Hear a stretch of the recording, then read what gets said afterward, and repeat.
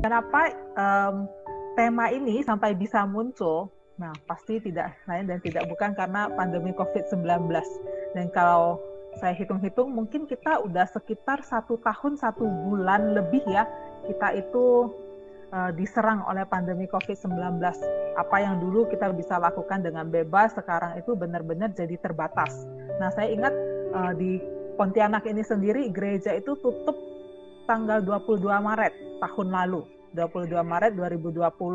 Nah, tapi memang bulan Juni, nah kami sudah mulai aktif kembali dengan ibadah hybrid. Jadi setengahnya online, setengahnya lagi itu mereka bisa datang, tapi mesti daftar dulu. Sedangkan kalau teman-teman di Malang, memang sampai sekarang ini benar-benar masih full online ya, gitu ya. Jadi memang kebiasaan mau pergi ibadah ke gereja sekarang udah nggak bisa lagi, digantikan dengan lihat lewat layar HP. Nah, dulu kalau misalnya mau rapat pengurus gitu ya, nah sekarang udah nggak bisa lagi, tapi lewat Zoom. Mau persekutuan lewat Zoom. Kata Kak Grace, mau KTB lewat video call, WhatsApp, seperti itu. Nah, teman-teman, memang awalnya ketika kita pertama kali diserang pandemi dan semuanya harus berubah, awalnya kita itu gagap dan canggung dengan teknologi yang harus kita pakai. Gimana sih pakai Zoom? Nanti gimana cara ngomongnya, cara matikan mikrofonnya gimana? Gambar saya udah kelihatan atau belum? Nah, hal-hal seperti itu. Bahkan mungkin yang jauh-jauh usianya di atas kita, mereka itu bingung. Gimana ya pakai Zoom? Harus ada Gmail-nya, harus ada emailnya, harus daftar dan sebagainya. Nah, itu awalnya orang-orang itu mulai gagap dan mulai canggung seperti itu. Nah, tapi itu hanya sejenak. Terus kita mulai beradaptasi. Nah, kita mulai semangat kan ikut Zoom, apalagi mungkin udah 2-3 bulan tidak ada persekutuan, tiba-tiba dikatakan sama Kak Grace, yuk kita persekutuan, kita pakai Zoom. Wah, bahkan ketika acara persekutuannya udah selesai, kitanya tidak mau live. Nah, di situ pada ngobrol, kayaknya temu kangen seperti itu. Teman-temannya udah lama nggak ketemu seperti itu ya, kita ngobrol panjang lebar di Zoom. Dan bahkan ada webinar apapun kita pasti ikut. Karena mumpung gratis dan kita nggak perlu pergi ke sana dan kita hanya lihat lewat layar HP atau layar komputer kita seperti itu. Nah, tapi itu juga tidak bertahan lama. Ketika kita mulai adaptasi, mulai semangat, tapi akhirnya lama-lama itu mulai deh kita ada yang namanya bosan, jenuh, malas, dan bahkan ada seorang peneliti komunikasi ya, dia katakan sekarang ini yang terjadi Zoom fatigue atau virtual fatigue. Jadi itu kayak kelelahan virtual. Nah, kenapa kita bisa katakan bosan? Apa yang jadi tanda-tandanya kalau kita itu udah bosan? Nah, ini ada tandanya ada 3. Kita mengalami kegelisahan, rasa tidak puas, dan pastinya rasa lelah. Lelah baik secara fisik ataupun secara mental. Nah, kita ini semua udah sampai di fase yang virtual fatigue ini. Kita semua udah sampai di fase kebosanan ini, seperti itu. Dan akhirnya termasuk juga di dalam ibadah online, di dalam persekutuan online, di dalam KTB online, di dalam online apapun. Nah, kita juga udah masuk ke dalam fase kebosanan, kejenuhan, kelelahan, seperti itu. Dan tentu saja dampaknya apa? Kita ya jadi bosan ibadah, jenuh persekutuan, dan kita merasa, wah, kerohanianku ini benar-benar jadi turun drastis, seperti itu. Nah, teman-teman, ketika kita sudah ada di tahap ini ya, tahap kebosanan, kelelahan secara mental, secara fisik ini, nah kita ini mesti mulai peka untuk membedakan apa sih sebenarnya penyebab rasa bosan ini, apa sih sebenarnya faktor penyebabnya sehingga sampai-sampai ini mempengaruhi kerohanian saya, seperti itu. Nah, setelah saya mengamati dan berpikir-pikir ya, saya menarik ada 3 penyebab yang bisa jadi ini adalah sumber masalahnya. Walaupun sebenarnya ya nggak hanya 3, tapi bisa lebih banyak dari 3. Contohnya misalnya selama pandemi kita PHK. Nah, itu bisa jadi salah satu faktor juga. Misalnya selama pandemi kondisi keuangan kita jadi nggak stabil. Sebenarnya itu bisa jadi salah satu faktor juga. Atau misalnya selama pandemi ternyata ada anggota keluarga kita yang terkena dampaknya, bahkan dampak kesehatan ya maksudnya ya, dan bahkan mereka mungkin meninggal dunia. Nah, ini juga bisa jadi salah satu hal yang bisa jadi mempengaruhi kerohanian kita. Jadi sebenarnya banyak. Tapi hari ini saya mau angkat ada 3 hal yang mungkin secara langsung berdampak ketika kita bicara tentang ibadah online. Nah,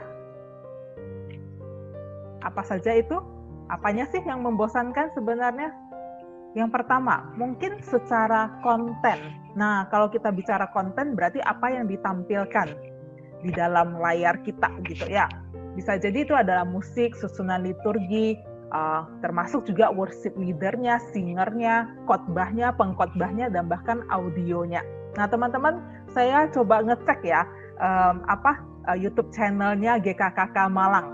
Nah, terus saya temukan, oh ada ibadah raya, terus ada sekolah minggu, dan termasuk juga ada ibadah youth. Terus saya coba lihat.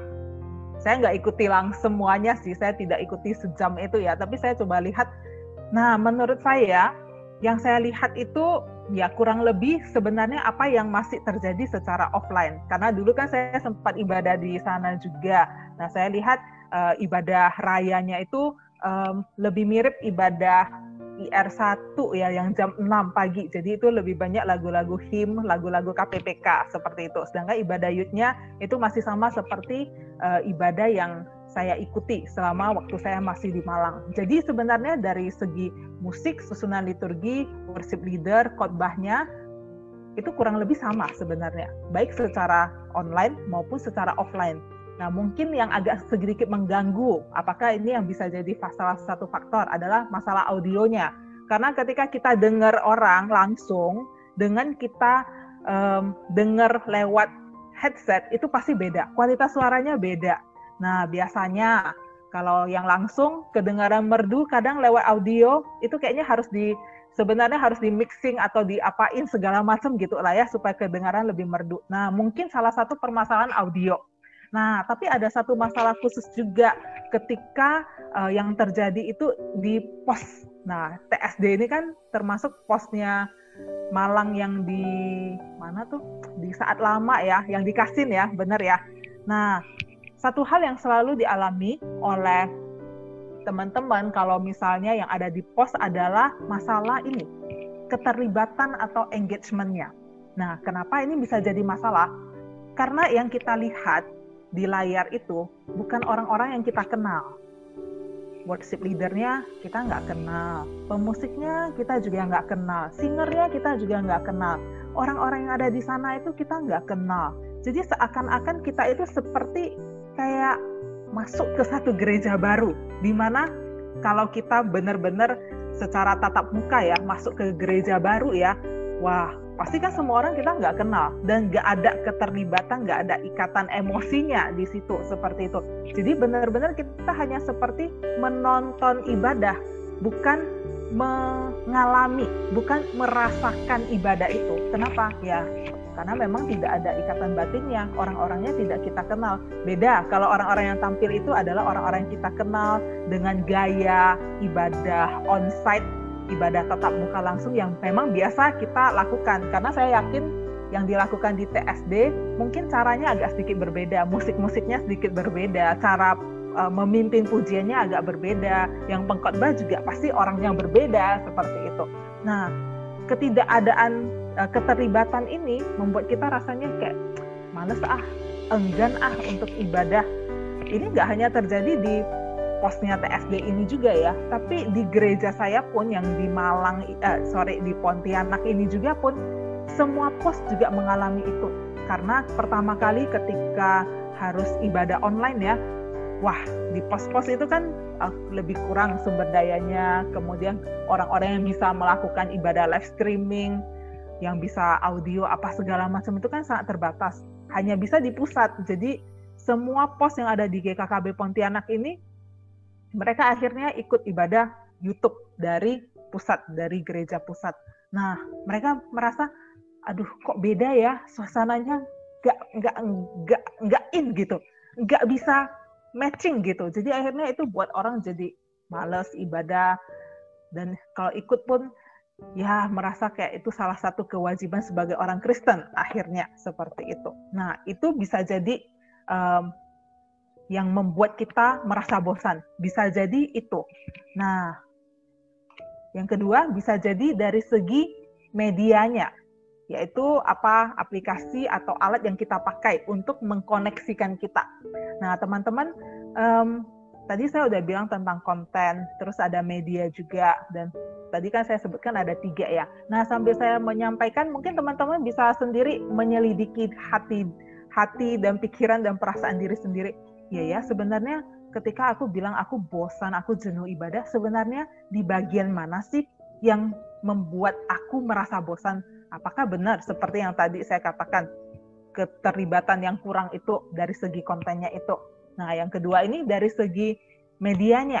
Nah, teman-teman, memang ada seseorang yang tadi saya katakan peneliti komunikasi itu ya, dia mengatakan memang kalau secara virtual ada beberapa hal yang bisa jadi menyebabkan seseorang itu jadi rasa bosan atau jadi rasa lelah.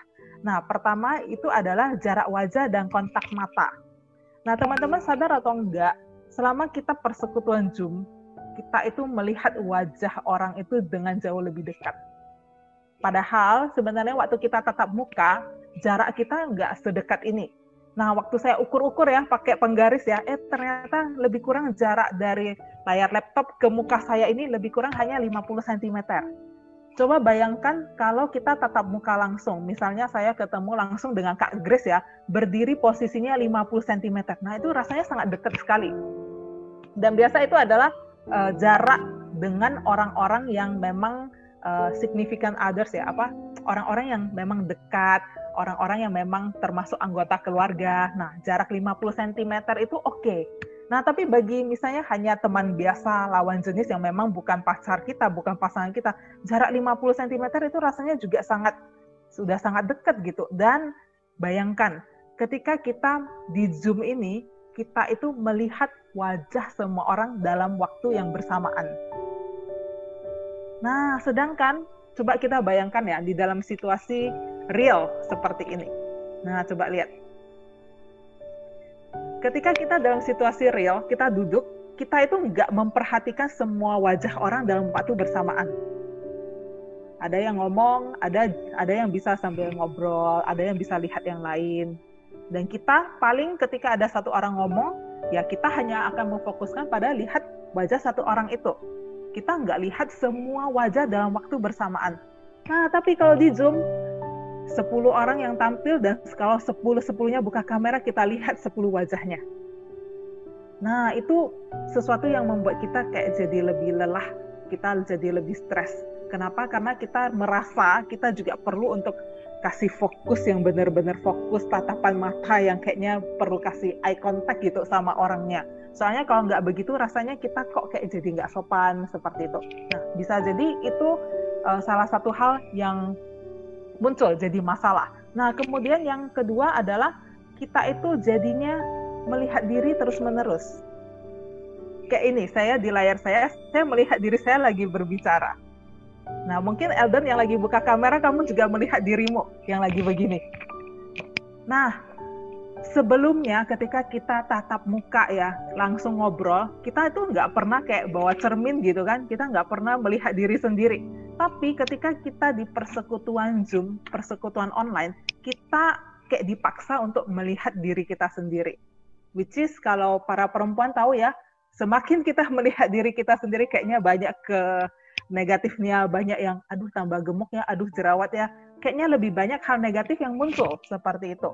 Dan itu juga yang terjadi, baik bagi para perempuan atau laki-laki ya, ketika kamera dibuka kayaknya kita merasa kita harus menjaga, kita jadi lebih aware. Nah, untuk menjadi lebih aware itu sesuatu yang buat kita stres, buat kita lelah juga, dan akhirnya itu bisa membuat kita jadi malas, jadi bosan. Kenapa? Bayangkan aja, kita itu seperti membawa cermin kemana-mana. Dan itulah yang terjadi ketika kita persekutuan online pakai Zoom seperti itu. Itu masalah yang kedua yang bisa muncul dari media. Kemudian yang ketiga, pastinya minim pergerakan. Kita duduk kan, kita nggak bergerak ke sana kemari, apalagi kalau misalnya kita lagi ikut ibadah raya ya. Nah, rasanya jarang banget, karena saya sendiri juga jarang, saya jujur aja. Ketika misalnya WL-nya di layar HP kita katakan, mari saudara kita sama-sama berdiri, kita memuji Tuhan, kayaknya kita mau berdiri gimana ya rasanya ya, di rumah sendirian, tiba-tiba lihat handphone terus berdiri, tepuk tangan sendiri, kayaknya itu aneh gitu. Nah, itu membuat kita akhirnya lebih banyak kita cuma duduk, diam, dengarkan, dan itu membuat kita minim pergerakan. Kemudian yang keempat, rasanya perlu usaha ekstra untuk menangkap sinyal-sinyal dari tubuh. Nah, dulu itu ketika kita ketemuan langsung tanpa media, ya semua gerak tubuh kita kebaca sama orang lain tanpa perlu bersusah payah. Nah, tapi kalau sekarang aja mau ajak satu orang bicara, itu rasanya susah banget. Biasanya kata pertama adalah, suara saya sudah kedengaran belum? Sebelum kita mengungkapkan apa yang mau kita ungkapkan. Nah, ketika misalnya saya mau ajak siapa nih? Misalnya Adrianus Robi. Saya mau ajak kamu untuk ngomong, misalnya saya tanya sesuatu. Nah, Robi ini masih perlu untuk klik tanda mikrofonnya, buka dulu tanda mikrofonnya, baru ngomong. Setelah itu tutup lagi. Sedangkan kalau kita ketemuan langsung, ya udah saya langsung tanya, Robi langsung jawab seperti itu. Nah, tapi sekarang itu nggak bisa. Nah, ini membuat kita jadi kayak banyak usaha ekstranya. Misalnya contohnya, kalau kita ketemu langsung ya, kita kalau mau mengatakan setuju, ya udah paling oke, setuju, atau anggukan kepala sedikit. Nah, tapi di Zoom ini kayaknya kita harus ekstra usaha. Harus kasih jempol supaya kelihatan, harus lebih dekat, harus mencari tanda emoticon, tanda jempolnya. Atau misalnya ketika kita mau kasih tepuk tangan, ya kita mesti bergeraknya lebih ini, atau kita mesti cari lagi emoticon tanda geraknya. Nah, semuanya perlu usaha ekstra. Untuk apa? Untuk menangkap sinyal tubuh.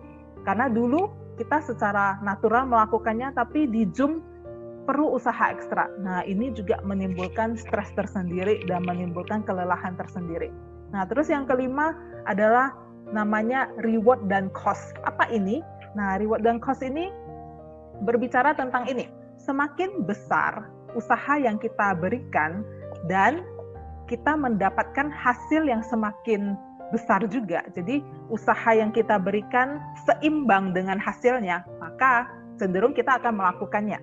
Tapi kalau misalnya usahanya besar, hasilnya itu lebih sedikit, nah biasa kita akan malas melakukan. Dan justru ketika kita terpaksa untuk melakukan, kita akan ada di dalam kondisi yang bosan. Nah, ini terutama berkaitan dengan apa? Berkaitan dengan interaksi sosial secara langsung. Nah, jadi ada seorang peneliti, dia melakukan scanning otak ya. Nah, dia menemukan seperti ini, saudara. Orang yang diberikan gambar video dengan orang yang berinteraksi secara langsung, ternyata orang yang diberikan gambar video, bagian otak yang aktivasi otaknya berkaitan dengan reward itu ternyata hanya sedikit dibandingkan dengan orang yang berinteraksi secara langsung. Nah, bagian otak yang aktivasi reward-nya itu jauh lebih besar di orang yang bertemu secara langsung. Nah, reward ini misalnya seperti apa? Ketika orang tersenyum secara langsung, rasanya kita itu lebih senang ketika tatap muka langsung daripada disenyumin lewat kamera Zoom, seperti itu. Atau ketika kita memberikan lirikan mata, contohnya ya, misalnya waktu khotbah, misalnya khotbahnya kepanjangan, terus kita duduk sama teman di samping kita, terus kita sambil lirik-lirikan dengan dia, rasanya itu memberikan reward lebih banyak. Sedangkan di Zoom itu tidak bisa dilakukan seperti itu. Kita mau lirik siapa sih? Nggak ada yang bisa dilirik seperti itu. Tapi kalau di situasi real, kita mau lirik dan teman kita lirik balik, nah kayaknya kita udah dapat, kayaknya udah saling tahu tanpa perlu ngomong, chemistry-nya itu udah dapat, kayaknya kita udah saling mengerti apa makna lirikannya. Nah, sedangkan di Zoom ini nggak bisa. Saya mau lirik siapa? Nggak bisa sama sekali. Nah, itu adalah model-model reward. Atau misalnya ketika kita duduk sama-sama di ruang ibadah ya, terus misalnya pengkhotbahnya ada mengatakan sesuatu yang mungkin agak pribadi yang kita tahu, misalnya contohnya, terus kita bisa senggol teman kita, dan kayaknya itu kasih reward ke kita, dibandingkan kalau di Zoom, siapa sih yang mau kita senggol, siapa sih yang mau kita ajak bercanda, paling juga lewat chat, itu pun kalau dibaca. Nah, seperti itu. Nah, jadi reward-reward ini jauh lebih banyak ketika kita bertemu secara langsung. Dan ini yang kita tidak bisa dapatkan ketika kita ada di media, seperti Zoom seperti ini atau seperti video call. Nah, teman-teman, ini memang permasalahan yang terjadi dengan media. Nah, apakah memang gara-gara media ini dengan permasalahannya 5 permasalahan yang terjadi ini, apakah ini yang jadi sumber kebosanan bagi kita? Kita merasa jarak wajahnya dekat, kontak mata terus, melihat diri sendiri sangat melelahkan, sehingga akhirnya ini membuat kita menarik diri kita jadi jenuh dan tidak mau ikut persekutuan, dan itu yang mengakibatkan tingkat kerohanian kita jadi semakin menurun. Ini faktor yang kedua. Bisa jadi ini, bisa jadi. Tapi apakah ini? Belum tentu juga. Nah, makanya teman-teman coba lihat, apakah karena konten, karena media, atau bisa jadi yang ketiga, karena memang kita sendiri punya isu spiritualitas di dalam diri kita. Nah, teman-teman, apakah yang menyebabkan kebosanan itu adalah hubungan kita dengan Tuhan sebenarnya, yang selama ini ya kalau bisa dibilang sebelum pandemi pun sebenarnya permasalahan kita itu sudah ada. Nah, teman-teman, kalau kita katakan kita bosan sama Tuhan, nah coba kita lihat ya, apakah memang Tuhan itu pribadi yang membosankan? Kita coba lihat di Ratapan 3 ayat 22 sampai 23, dikatakan apa? Kasih setia Tuhan itu tak berkesudahan, rahmatnya tak habis-habisnya rahmatnya, selalu baru setiap pagi. Nah, kata selalu baru setiap pagi, baru itu sama seperti sesuatu yang fresh, keluar dari oven, sama seperti roti yang baru siap dipanggang. Setiap hari itu baru, nggak ada pakai makanan sisa kemarin. Nah, itu artinya baru setiap pagi. Nah, kalau teman-teman lihat ya, kata baru ini ya, jikalau kita mendapatkan sesuatu yang baru setiap hari, tentunya kita bisa simpulkan bahwa Tuhan itu tidak membosankan. Benar nggak teman-teman? Karena apa? Dia selalu memberikan yang baru setiap hari bagi kita. Jadi dari sisinya Tuhan, dia bukan Tuhan yang membosankan kita sebenarnya. Nah, jadi permasalahannya apakah seperti yang saya bilang tadi? Sebenarnya sesuatu yang ada di dalam diri kita, yaitu isu spiritualitas, yang sebenarnya jauh-jauh sebelum pandemi, ya kita memang udah nggak deket sama Tuhan. Memang jauh-jauh sebelum pandemi, ya kita memang nggak punya relasi yang oke dengan Tuhan. Sehingga ketika kita masuk ke masa pandemi, masa pandemi ini hanya memperjelas masalah spiritualitas kita yang memang sudah ada sebelumnya. Nah, teman-teman, mungkin waktu sebelum pandemi kamu jadi aktivis, kamu melayani ibadah setiap minggu, kamu datang ke gereja, ikut persekutuan onsite tiap minggu, kamu ketemu teman, ada komunitas, lakukan ini dan itu, kamu bertemu dengan teman sepelayanan. Nah, itu semua sebenarnya hanya sebagai tongkat penyangga bagi kamu yang pada kebenarannya sebenarnya udah bermasalah kerohanianmu seperti itu. Jadi ini hanya sekedar tongkat penyangga yang membuat kamu itu tidak ambruk. Padahal sebenarnya kondisi kerohanianmu di dalam itu sudah keropos. Nah, jadi ketika semuanya ini nggak ada lagi ibadah di gereja, tidak ada lagi pelayanan, tidak lagi ketemu teman-teman, itu seperti kita kehilangan tongkat penyangga ini dan kita seakan-akan benar-benar akhirnya menyadari, aku nggak bisa jalan. Ada sesuatu yang salah di dalam diriku. Akhirnya memang bukan hanya di waktu pandemi ini. Sebenarnya jauh sebelum pandemi, kerohanian kita juga sebenarnya udah menurun. Tapi masih ditopang oleh berbagai aktivitas gerejawi, berbagai hal-hal religius. Tapi ketika pandemi, akhirnya pandemi itu menguakkan bagaimana sebenarnya kondisi rohani kita. Sebenarnya hasrat kita kepada Tuhan yang dari jauh sebelum pandemi juga sudah menurun sebenarnya, tapi semakin diperjelas lagi di masa pandemi ini. Nah, teman-teman tentu saja bertatap muka dengan teman, kemudian ada ibadah onsite langsung, ada pelayanan, itu baik. Tapi teman-teman coba bayangkan, jika kita itu tanpa semuanya itu, dan sekarang memang kita tanpa semuanya itu, dan bahkan coba bayangkan, kalau kita nggak punya handphone, kita nggak punya HP, kita nggak ada kuota, kita nggak ada akses ke gereja sama sekali, Yang ada cuma saya, Alkitab, dan Tuhan. Benar-benar tidak ada apapun selain itu. Kamu, Alkitab, dan Tuhan. Nah, kira-kira teman-teman kalau dalam kondisi seperti ini, kalian coba bayangkan gimana bakal jadinya kondisi kerohanianmu. Gimana hubunganmu dengan Tuhan kalau situasimu benar-benar hanya itu. Kamu, Alkitab, dan Tuhan.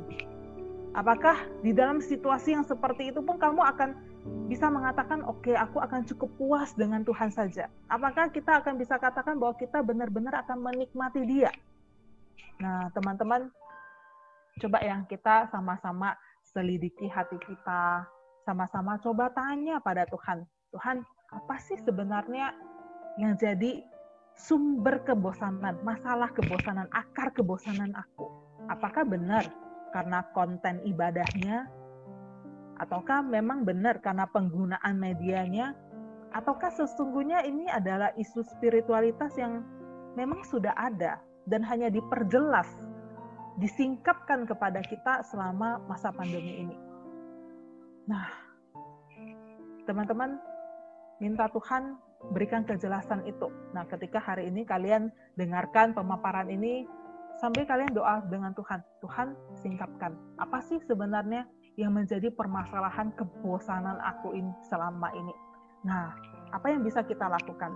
Setidaknya saya mau sharingkan ya, mungkin ini bukan jadi jawaban yang pasti bisa dilakukan, atau ini bukan jadi jawaban yang kemudian besoknya buat kalian tidak lagi jadi bosan, tapi kalian langsung jadi semangat. Tapi kiranya ini juga boleh menolong kita ya, untuk melihat dengan lebih jelas kondisi kerohanian kita. Nah, yang pertama, apa yang bisa kita lakukan? Kalau memang masalah sumber kebosanan kita adalah di jarak wajah dan kontak mata, kita bisa atur jarak laptopnya. Kalau memang masalahnya pada kita sering melihat diri sendiri dan buat stres, kita bisa matikan kamera. Walaupun sebenarnya ketika kita matikan kamera, nah ini jadinya ada godaan lain. Kita bisa nggak konsentrasi karena kita merasa tidak diperhatikan orang dan kita bisa melakukan apapun yang kita mau. Tapi setidaknya kalau memang ini jadi sumber masalahnya, ini hal yang bisa dilakukan. Kalau rasanya minim pergerakan, memang nggak gerak dan itu buat kita lelah, buat kita akhirnya bosan karena harus duduk melihat terus. Kita aktif mengikuti arahan worship leader-nya. Walaupun mungkin itu akan kelihatan tidak natural, kita akan merasa aneh, merasa canggung. Tapi setidaknya kalau kita rasa ini yang jadi sumber masalah, ya udah, kita aktif aja, ikut apa yang diarahkan oleh worship leader. Ketika kita harus berdiri, kita berdiri. Ketika kita bertepuk tangan, ya udah kita bertepuk tangan. Lalu bagaimana dengan usaha ekstra? Kan memang perlu ada usaha ekstra. Kemudian memang harus diakui kalau reward yang kita dapat dari persekutuan online itu jauh lebih kecil daripada kita ketemuan langsung. Dan memang harus diakui ketika kita nonton ibadah pusat seperti itu ya, bukan orang-orang yang kita kenal, ya keterlibatan itu ya memang nggak ada. Nah, ini apa yang bisa kita lakukan? Nah, saya cuma mau katakan, ya terkadang memang kita dihadapkan pada situasi yang tidak ideal, dan kita harus belajar menerima situasi yang tidak ideal ini sebagai bagian dari hidup. Pandemi ini pastinya tidak ideal. Kemudian juga situasi ibadah kita selama 1 tahun ini, ya pastinya nggak ideal juga. Dan tidak ada yang ideal, dan ini harus kita akui, tidak ada yang ideal dan bahkan di luar kontrol kita. Nah, tapi teman-teman, di tengah kondisi yang tidak ideal itu, yuk kita berusaha yuk sebisa mungkin untuk beradaptasi, dan bahkan kita nantinya bisa menemukan sesuatu yang indah di balik ketidakidealan ini. Karena kenapa teman-teman? Ada krisis, artinya itu ada pertumbuhan. Ada kesempatan untuk bertumbuh. Kalau tidak ada krisis, ya kita akan biasa-biasa aja, kita akan gitu-gitu aja. Tapi justru krisis ini harus kita tangkap itu sebagai kesempatan untuk bisa melakukan terobosan, untuk bisa melakukan pertumbuhan. Nah, rasa bosan itu juga sebenarnya seorang peneliti mengatakan ya, rasa bosan itu adalah jendela untuk masuk ke dalam kreativitas. Nah, justru ada rasa bosan artinya ada kesempatan untuk jadi lebih kreatif lagi. ada sesuatu yang lebih baik yang sedang menunggu di balik rasa bosan itu. Nah, teman-teman, pertanyaannya bagi kita, apakah kita memanfaatkan rasa bosan itu ataukah ya kita akhirnya jatuh, masuk, terserap di dalam rasa bosan itu dan kita tenggelam di dalam rasa bosan itu. Nah, teman-teman, saya ingat ya, ada cerita di dalam Alkitab tentang satu kondisi yang tidak ideal tetapi menghasilkan sesuatu yang luar biasa, yaitu tentang Paulus dan Silas yang ada di penjara di Filipi. Apa yang terjadi pada mereka? Mereka masuk penjara seperti itu ya, dan bahkan kaki mereka dipasung. Nah, ini adalah kondisi yang memang sangat tidak ideal bagi mereka. Apakah mereka di dalam kondisi seperti itu mereka bisa meratap aja gitu? Ya bisa aja sih, tapi justru menarik ya yang mereka lakukan ya. Apa yang mereka lakukan? Mereka justru memuji Tuhan. Dan apa yang terjadi? Sendi-sendi penjara itu bahkan bergoyang. Dan nggak hanya itu, kepala penjaranya kemudian akhirnya juga percaya pada Tuhan. Dan bahkan satu isi rumahnya. Nah, saudara, situasinya Paulus, situasinya Silas itu nggak ideal sama sekali. Tapi itu bukan satu halangan bagi mereka untuk bisa memuji Tuhan. Bukan satu halangan bagi mereka untuk bisa mengalami hadirat Tuhan. Situasinya tidak ideal, tetapi di dalam ketidakidealan itu Tuhan bisa melakukan banyak hal. Nah, teman-teman, situasi yang tidak ideal ini juga sebenarnya mengingatkan kita ya akan kefanaan hidup kita, akan ketidakidealan yang terjadi di bumi bahkan sejak Adam dan Hawa jatuh dalam dosa. Bukankah sejak mereka jatuh dalam dosa, hidup kita di dunia ini sepanjang zaman itu jadinya tidak ideal. Karena ya kita jatuh dalam dosa, semuanya rusak. Nah, tapi di dalam kerusakan itu, di dalam kejatuhan itu, di dalam ketidakidealan itu, Tuhan memberikan pengharapan. Ya bahkan Dia mau datang bagi kita. Dia mati di kayu salib untuk apa? Supaya kita punya pengharapan akan hidup yang kekal itu.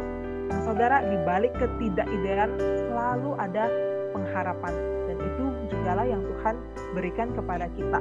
Supaya nanti di saat Dia datang kembali dan ketika kita dibangkitkan kembali, kita punya tubuh kemuliaan, kita bisa melihat muka dengan muka. Itu adalah situasi yang paling ideal. Dan di dalamnya ketika kita menanti sampai waktu itu ada yang namanya pengharapan. Nah, teman-teman, kalau masalah yang sebenarnya itu benar-benar adalah masalah spiritualitas, masalah isu diri kita, spiritualitas kita. Masa pandemi ini justru adalah masa di mana kesempatan bagi kita untuk menikmati Tuhan. Kenapa saya bisa katakan seperti itu, teman-teman? Justru di masa pandemi ini kita jadi lebih sedikit melayani. Kita yang dulunya jadi WL misalnya di pos ya, sekarang kan sudah tidak ada lagi. Kita yang dulunya jadi pemusik di pos, sekarang juga pelayanan jadi jauh berkurang. Nah, waktu-waktu itu kita bisa pakai untuk kembali menikmati Tuhan, kembali memperbaiki relasi kita dengan Tuhan. Nah, saudara, relasi kita dengan Tuhan itu penting. Karena ketika kita percaya pada Yesus, kita diberikan keistimewaan untuk jadi anak Allah.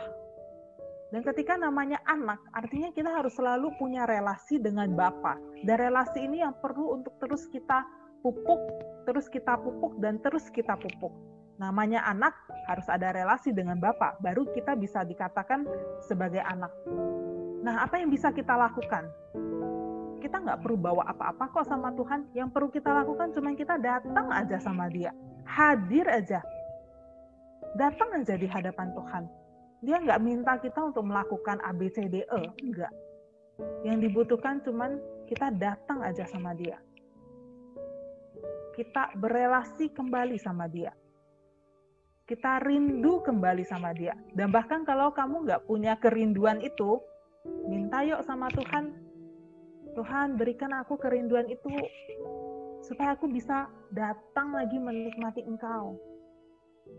Supaya aku bisa berelasi kembali dengan Engkau. Tidak ada yang Tuhan inginkan dari kita selain kehadiran kita di hadapannya. supaya kita juga bisa sama seperti Asaf yang berkata, siapa gerangan yang ada padaku di surga selain engkau? Selain engkau tidak ada yang kuingini di bumi. Apapun yang terjadi, entahkah ada ibadah online, tidak ada ibadah online, ada teman, tidak ada teman, medianya oke, medianya tidak oke, tetap yang aku pengenkan cuma Tuhan. Dan aku bisa temukan Tuhan dimanapun, di dalam situasi yang ideal, di dalam situasi yang tidak ideal pun, kita bisa menikmati dan kita bisa bertemu dengan Tuhan. Nah, teman-teman, tidak ada jawaban dan solusi yang mudah untuk semua yang sedang kita alami. Sekali lagi, pandemi ini di luar kontrol kita. Ibadah online yang ada di pusat pun di luar kontrol kita. Koneksi internet yang menjamin suara saya terdengar dengan baik bagi kalian, itu juga di luar kontrol kita. Banyak hal di luar kontrol kita. Tapi ingatlah, walaupun banyak hal yang tidak ideal, banyak hal di luar kontrol kita, Tuhan bisa pakai itu dan Tuhan bisa mengerjakan banyak hal yang baik dari itu.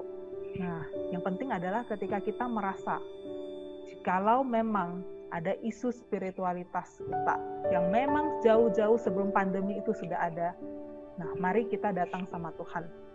Dia tidak pernah menolak orang-orang yang mau datang kepada Dia. Yang penting kamu sadar, kamu akui, kamu datang, dan kamu perbaiki relasimu bersama dengan Tuhan. Karena Tuhan selalu membuka tangannya, membuka hatinya bagi setiap orang yang mau kembali pada Dia. Nah, kiranya apa yang saya sampaikan hari ini boleh kembali lagi menolong teman-teman yang mulai bosan ibadah. Ingat, Tuhan tidak pernah membosankan. Tuhan, Dia selalu menanti kita datang sama Dia. Mari kita lihat apa yang menjadi sumber kebosanan kita. Kalau memang itu adalah masalah konten, kita terima situasi yang tidak ideal ini.